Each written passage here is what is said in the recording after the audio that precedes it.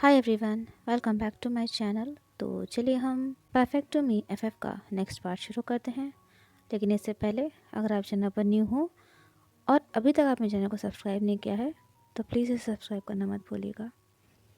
Last part में हमने देखा था कि वांगजी विंग को जब नाशीचंद के पास लेकर जाता है तब उसे पता चलता है कि लैन क्लैन के सीनियर मोस्ट मेंबर्स में से किसी ने विंग के ऊपर उस कर्ज का अप्लाई कर दिया था, जिसकी वजह से विंग किसी भी लैंड रूल्स को तोड़ नहीं सकता था और उसका माइंड पूरी तरह से उस कर्ज के कंट्रोल में था। विंग का माइंड बिल्कुल उस कर्ज के अकॉर्डिंग काम कर रहा था। इस बात से वांगजी बहुत नाराज़ हो जाता है और वो कहता है कि वो अपने अंकल लानकुरन से इस बारे में बात करेगा।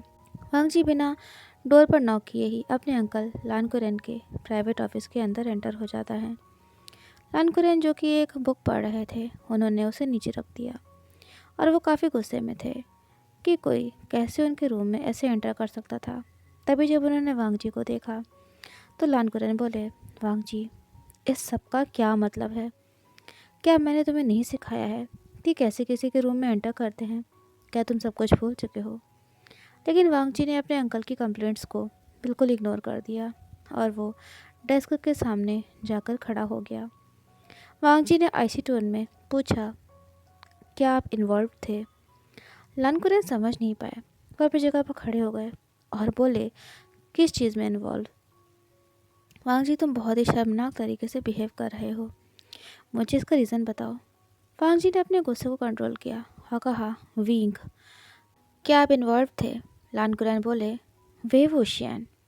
अब उस उपद्रवी लड़के ने क्या कर दिया? अब उसने खुद को किस मुसीबत में फंसा लिया है? ये सुनते ही वांगजी बोला, अंकल, वींग ने कुछ नहीं किया है। ये तो आप हो जिसने उसके साथ गलत किया है। लानकुरन को तो यकीन नहीं हो रहा था कि वो ये क्या सुन रहे हैं। वो गुस्से में बोले, वांगजी, क्या कहा तुमने?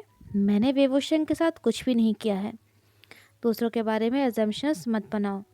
तो वांगजी ने बहस करते हुए कहा, तो अंकल, इनोसेंट को हार्म मत करिए, वीक को बुली मत करिए, अपनी पोजीशन का फ़ायदा उठाकर दूसरों को कंट्रोल करने की कोशिश मत करिए। तब लानकुरन ने अपने नेफ्यू की तरफ देखा और कहा, वांगजी, सीधा सीधा बताओ कि बात क्या है, तुम कहना क्या चाहते हो? मुझे बताओ, वेवोशन के साथ क्या हुआ है? उसी वक्त एक और एल्डर ने ओपन डोर पर नॉक किया और कहा, इंटरप्ट करने के लिए माफ़ी चाहूँगा, लेकिन शायद मैं बता सकता हूँ कि बात क्या है। उस एल्डर के साथ पहले वाला डॉक्टर और साथ में दो और एल्डर्स भी थे। वो चारों रूम में एंटर हुए। उन चारों ने पूरी बात बताई, वो भी बिना किसी अफसोस के। उन्होंने कहा कि विंग के साथ क्या हुआ था, उन्होंने पूरी बात बताई।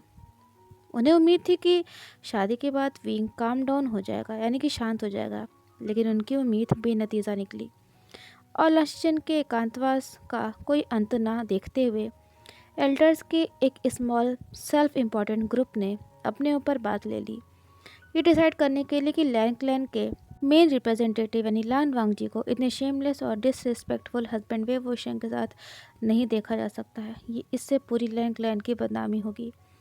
और ये प्लान तब बनाया गया था जब वांगजी ये क्लाउड रिसर्च में नहीं था। एरे को सेट किया गया था और जब विंग उसमें एंटर हो गया तो उन्होंने अपने प्लान पर वर्क किया। सारे 4000 रूल्स विंग के माइंड में एच्ड कर दिए गए थे, यानी कि पूरी तरह से स्थापित कर दिए गए थे। जब उस एल्डर ने अपनी बात कंप्लीट करी तभी उसकी नेक पर वांगजी की भीषण आ गई। ये देखते ही लानकुरन तेज आवाज़ में बोले, वांगजी, ये तुम क्या कर रहे हो, रुक जाओ। उन्होंने वांगजी का हाथ पकड़ा और बोले, तुम इन पर अटैक नहीं कर सकते हो। ये सुनकर वांगजी बोला, अंकल, इन्होंने विंग पर अटैक किया है, उसे हर्ट किया है। तभी एक दूसरा एल्डर जिसने इस चीज़ में पार्ट लिया था वो बोला, अब शायद हीलिंग पैट्रियार्क को समझ में आ रहा होगा कि जिन लिविंग कॉप्सेस को वो अपने इशारों पर नचाता था उन्हें कैसा फील होता होगा। लानकुरन गुस्से में बोले, लैंड रॉन्ग, अपनी ज़बान संभालो। तुम सब अभी के अभी यहाँ से निकलो, बाहर निकल जाओ। तुम्हें मिलने वाली सज़ा के बारे में हम बाद में बात करेंगे। वांगजी अपनी तलवार नीचे करने के लिए बिल्कुल भी तैयार नहीं था, लेकिन लानकुरन ने उसके हाथ को प्रेस किया और कहा, वांगजी, प्लीज़ प्लीज़ शांत हो जाओ। हालांकि वो लोग जिन्होंने वांग जी के हस्बैंड विंग को हर्ट किया था वो अब उसकी नज़र के सामने नहीं थे, नज़रों से ओझल हो चुके थे। तब भी वांग जी का गुस्सा कम नहीं हो रहा था। लानकुरैन बोले, वांग जी अब तो तुम्हें यकीन हुआ ना कि मेरा इस सब में कोई हाथ नहीं था। वांग जी धीरे धीरे अपनी नज़रें अपने अंकल की तरफ ले गया और बोला, अंकल आपने विंग को हर्ट नहीं किया है, लेकिन आपने अंकल उन लोगों से कुछ भी नहीं कहा। विंग के प्रति जो नफरत और डिसरिस्पेक्ट हुई है अंकल, आप कुछ नहीं बोले उसके लिए। इसी तरह का एटीट्यूड ऐसे लोगों को हिम्मत देता है कि वो इस तरह की हरकतें करें, उनके इस तरह के बर्ताव को बढ़ावा देता है। लानकुरैन ने अपने आप को शांत किया और कहा, वांग जी अभी समय नहीं है सब के बारे में बहस करने का। वेवोशन की कंडीशन से डील करने के बाद हम तुम्हारे एक्यूजेशंस यानी कि तुम्हारे आरोपों के बारे में बात करेंगे कि उनका क्या करना है। तभी वांग जी अपने अंकल से दूसरी तरफ मुड़ गया और बोला, मुझे शुफू की हेल्प नहीं चाहिए। शियांगजैंग यानी कि लाशीचैन और मैं इस चीज़ को ठीक कर लेंगे। वांग जी ने फिर एक बार जाते जाते अपने अंकल की ओर देखा और कहा, एक बार विंग ठीक हो गया तो आप क्लाउड रिसर्च में हमारे वापस लौटने की उम्मीद बिल्कुल ही मत करिएगा। अपने ये फाइनल वर्ड्स कह के वांग जी रूम से बाहर निकल गया। लानकुरैन बिल्कुल शॉक्ड थे और अपनी जगह पर खड़े हुए थे। उन्हें यकीन नहीं हुआ था कि वांग जी ने उनसे ये सब भी कह दिया था। बहुत ही अजीब एक्सपीरियंस था विंग के बगल में बैठना, जो कि विंग होते हुए भी विंग नहीं था। वो वांग जी का हस्बैंड था। वांग जी अपने विंग की शरारतों और खूबसूरत स्माइल को बहुत बहुत ज़्यादा मिस कर रहा था। वांग जी, शिचेन और विंग ये तीनों लैंड लाइब्रेरी के रेस्ट्रिक्टेड सेक्शन में बुक्स के थ्रू गहराई से पढ़ रहे थे। किसी के पास भी विंग की तरह दिमाग नहीं था जो कि तैलिस्मान को तोड़ सके। जो पहली बुक उन्होंने देखी थी वो वही बुक थी जिसे एल्डर्स ने यूज़ किया था विंग पर एरे को कास्ट करने के लिए। लेकिन जल्द ही विंग और शिचेन समझ गए थे कि उस बुक में कोई रिकॉर्ड नहीं था जिसमें एरे को तोड़ने के बारे में लिखा हो। मतलब एरे को यूज़ करना तो लिखा था, लेकिन उसका सॉल्यूशन यानी कि उस एरे को तोड़ा कैसे जाता है उसके बारे में कुछ भी नहीं लिखा था। इस एरे का यूज़ कुछ ही टाइम के लिए किया गया था, लेकिन इसका असर पूरी उम्र रहता था। शिचन ने उस पार्ट को रीड नहीं किया था जिसमें उस एरे का डार्क इफेक्ट लिखा हुआ था। कई घंटे बीत चुके थे बुक को ढूंढते ढूंढते, लेकिन कोई सफलता नज़र नहीं आई थी। तभी विंग अपनी जगह पर से उठा और अपनी बुक्स को नीटली पाइल अप करते हुए बोला, आज के लिए बस इतना बहुत है, डिनर का वक्त हो गया है। लेकिन वांग जी ने नाम में अपना सिर हिलाया और उठने के लिए मना किया, क्योंकि वो उस बुक को जिसमें सॉल्यूशन लिखा हुआ था उसे ढूंढना चाह रहा था। लेकिन इस बार शिचन ने भी विंग की बात को सपोर्ट किया और कहा, वे वुशियान बिल्कुल सही कह रहा है, कल का दिन एक नई उम्मीद लेकर के आएगा हमारे सामने, हो सकता है कल हमें सोल्यूशन मिल जाए।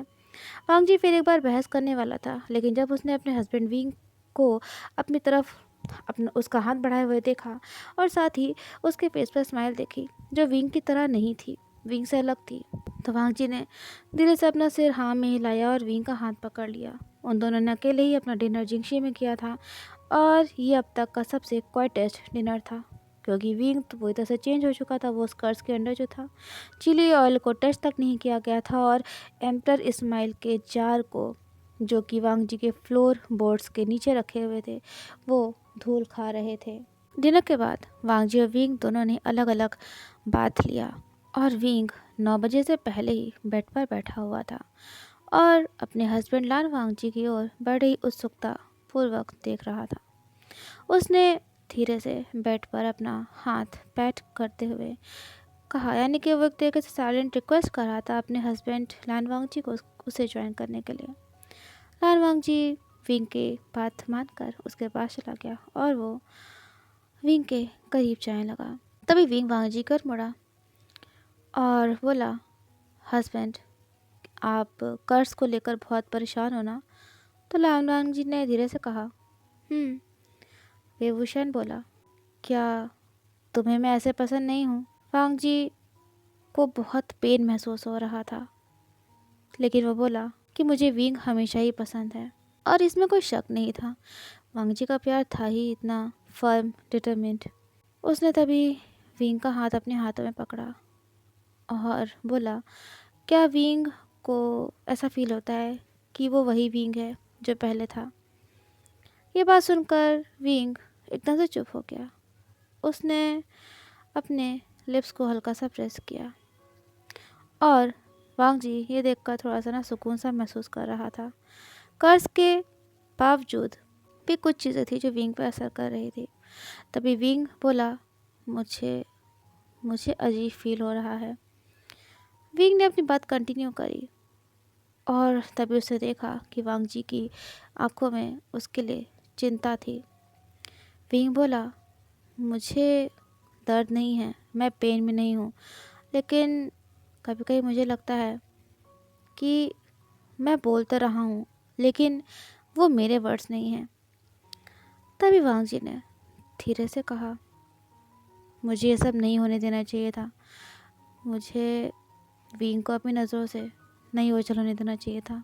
वॉल ऑफ डिसिप्लिन पर कुछ भी ऐसा नहीं लिखा था जिसके अकॉर्डिंग अपने स्पाउस को कैसे कंफर्ट किया जाता है ये बताया क्या हो। तभी विंग ने अपना फोरहेड वांग जी के फोरहेड के सहारे रख लिया और धीरे धीरे अपने एक हाथ से वांग जी के गाल को टच करते हुए बोला, तुम एक अच्छे हस्बैंड हो। वांग जी को समझ में नहीं आया था कि वो क्या करे। तभी उसने विंग का चेहरा अपने हाथ में पकड़ा और वह विंग के लिप्स पर यानी कि अपने हस्बैंड के लिप्स पर डीपली किस करने लगा और विंग भी वांग जी को किस कर रहा था। वांग जी अपने आप को कंट्रोल नहीं कर पा रहा था। बहुत वक्त नहीं लगा जब विंग और वांग जी दोनों बेड पर थे। दोनों एक दूसरे को पैशनेटली डीपली किस कर रहे थे। वांग जी ने विंग के नेक पर किसेस किए और धीमे धीमे उनका ये लव बहुत ही ज़्यादा इंटीमेट होता जा रहा था।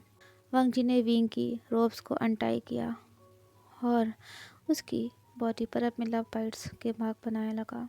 वांग जी विंग को बहुत ही डीपली पैशनेटली प्यार कर रहा था और वो उसे ढेर सारे किसेस भी कर रहा था। तभी विंग बोला, वांग जी। अचानक से वांग जी अपनी जगह पर बिल्कुल फ्रीज हो गया, लेकिन इससे पहले कि विंग को समझ पाता, वांग जी उसे दूर हो गया और बेड से उठ गया। वांग जी विंग की ओर देख रहा था, मतलब उसे यकीन नहीं हो रहा था कि ये उसी का विंग है, लेकिन पूरी तरह से बदल चुका है।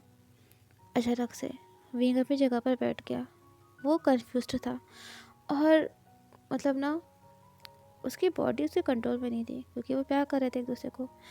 वो बोला, हस्बैंड क्या हुआ है। वांग जी सिर्फ नाम में अपना सिर हिला पाया। उसने अपनी मुट्ठी कसकर बंद कर ली। उसके चेहरे पर शर्म और गिल्ट का भाव देखने को मिल रहा था। जब वांग जी अपने सेंसेस में आया, वो ऐसा नहीं कर सकते थे, तब बिल्कुल भी नहीं जब विंग का कंट्रोल अपने माइंड पर नहीं था। वांग जी बोला, विंग मुझे माफ़ कर दो। विंग वांग जी का नाम लेने वाला था, लेकिन उससे पहले ही वांग जी ने बीच में ही विंग को रोक दिया और कहा, 9 बज चुका है, सोने का वक्त है।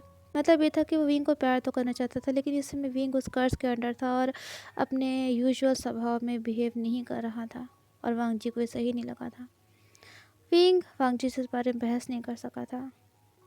वो अभी भी वांग जी की इस कंडीशन को देखकर थोड़ा सा परेशान था और डिसअपॉइंटेड भी था। लेकिन फिर से उसने अपने रोब्स को सही से पहना और बेड के एक साइड पर लेट गया। उस रात वांग जी सो नहीं पाया। हालांकि विंग उसके बगल में ही था, उसके साथ ही बेड पर था, लेकिन वो उन पलों को याद कर रहा था जब विंग उसके साथ यूजुअल तरह से बिहेव करता था, जब विंग वांग जी को अपना पिलो की तरह यूज़ करता था और वांग जी को कसकर अपने एम्ब्रेस में लेकर सोता था। ये सारी बातें वांग जी बहुत ज़्यादा मिस कर रहा था।